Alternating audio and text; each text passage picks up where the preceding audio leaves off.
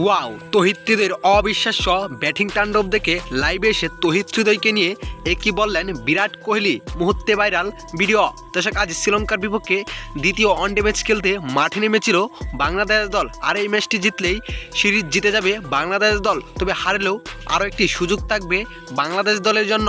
তবে এই সুযোগটাই কাজে লাগাতে চান টাইগাররা। তাই তো এদিন টসে হেরে প্রথমে ব্যাটিংয়ে নেমেছিল বাংলাদেশ দল। তবে শুরুতে ব্যাটিংয়ে নেমে বেশ ব্যাটিং বিপর্যয়ে পড়ে যায় বাংলাদেশ দল, কেননা শুরুতে লিটন কুমার দাসকে 0 রানেই হারায় বাংলাদেশ দল। তবে এখান থেকে অবিশ্বাস্য ব্যাটিং তাণ্ডব চালিয়েছিলেন নাজমুল হোসেন শান্ত ও সৌম্য সরকার। তবে তারা দুজন আউট হওয়ার পর ব্যাটিংয়ে নেমেছিলেন তহিদ হৃদয়।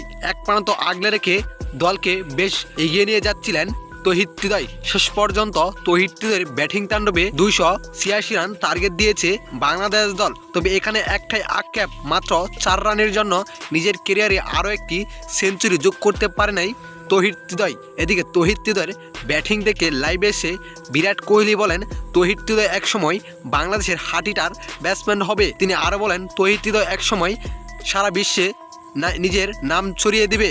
তহিদ হৃদয়ের জন্য শুভকামনা ও দোয়া রইল। তহিদ হৃদয় সামনের ম্যাচে আরও ভালো কিছু করবে। তো দর্শক, তহিদ হৃদয়ের ব্যাটিংটা আপনার কাছে কেমন লেগেছে অবশ্যই জানাবেন আপনার মতামত আমাদের এই ভিডিওর কমেন্ট বক্সে। ধন্যবাদ।